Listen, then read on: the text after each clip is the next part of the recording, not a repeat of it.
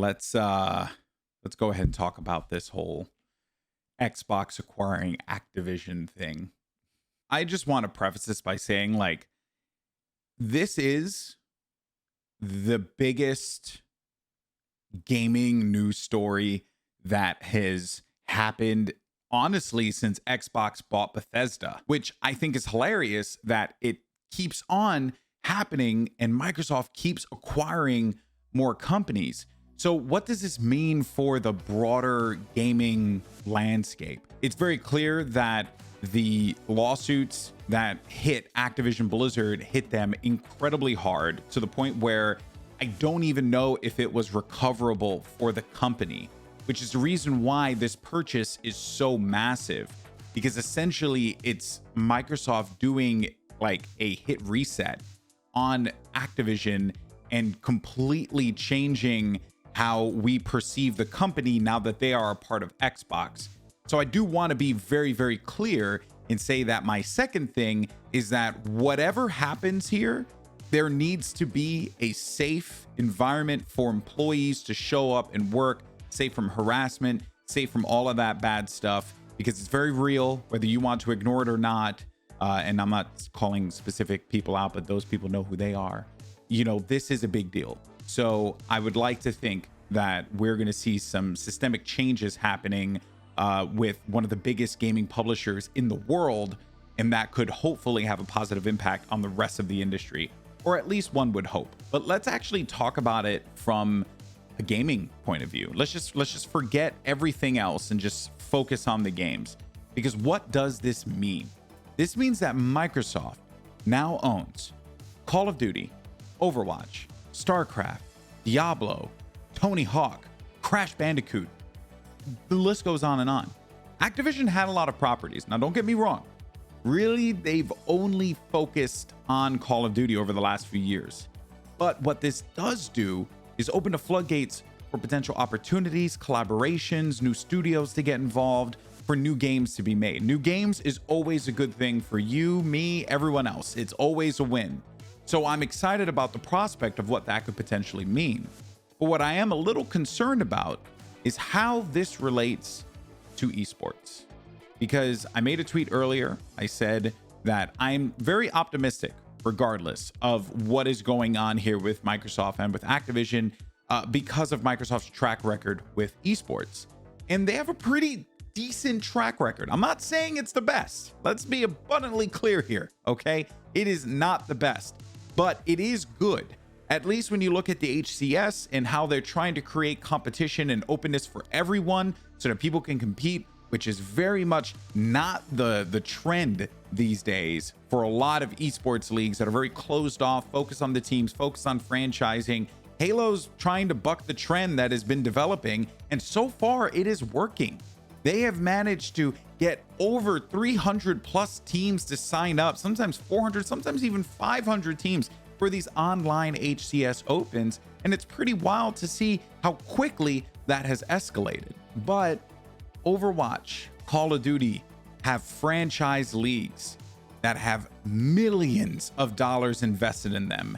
And if I'm being honest, I think it's safe to say that they are also hemorrhaging millions of dollars because of these two leagues.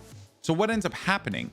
Does the Overwatch League fold? Does the Call of Duty League change back to the CWL? Like, I really don't know, and I really don't know the answers.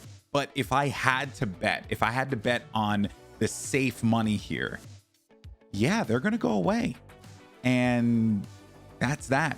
But what could come from it might just be a little bit better. I know that franchise leagues and teams having an opportunity to buy into them are the wave, but it's very clear that the asking prices that were happening for Activision Blizzard, before the acquisition, the money that I was hearing was absurd for some of these slots in the CDL and OWL. So it's very clear that, financially, it might not be the smartest move to go to a franchising model. So if Microsoft was smart about it, they would look at how their esports are doing and then say, hey, let's go ahead and try and mimic that. Let's give the game back to the community and see what happens. And honestly, that could be the best thing that happens for Overwatch 2. That could be the best thing that happens for the next Call of Duty, is if it went back to open formats, if it went back to the community. That could be massive. Will it? I don't know. I think so. I have a feeling that, like, you know, a sinking feeling in my gut that Overwatch League and Call of Duty League are living on borrowed time, but not because they're failures. And I want to be abundantly clear here. I don't think it's because they're failures. Yeah, sure, you know, they're struggling. It's not the best that it's been, but let's be honest here. Call of Duty still one of the top selling video games ever made. Overwatch, a brand that has a lot of strength, and we'll probably see it when Overwatch 2 comes out. People are going to come back and they're going to want to play it. You know, that's just how it is. That's the nature of the beast. That's the nature of new games. Whether or not they stick around with it is a completely different thing. But honestly, I kind of see it happening. It is a really unique time in the gaming space because of these acquisitions, because of these purchases. I heard that these might not even be the last ones. There could be a possibility that Microsoft purchases Sega. So that would just be mind-blowing if that was the case. I think that there's just a lot of hope, right? But there's also a lot of trepidation and cautious optimism, as there should be with things like this, because we really don't know what Microsoft's plans are going to be for esports, for Overwatch, for Call of Duty, for World of Warcraft or Hearthstone. You know, there's so much. What happens with Warzone and World of Warzone? Like what transpires with all this stuff? I truly have no idea. And we are treading in dangerous waters here, because Microsoft is now one of the top 3 publishers in the world, which is a big deal. And they only sit behind Tencent and Sony. So let that go ahead and sit in your noodle for a little while. This is huge. This is game changing. This is industry shaking, and it could have ramifications for decades to come.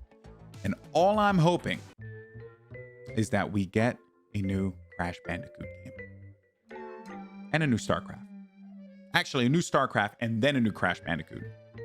And then after that, maybe they put, like, I don't know, Master Chief in Overwatch. Let me know what you guys think in the comment section down below. Curious to hear your thoughts, get your opinions. This is big. And I know that this isn't like the video that I was going to put out this week, but I am going to still put out my controller review for the 8-bit Do Pro 2 wired controller.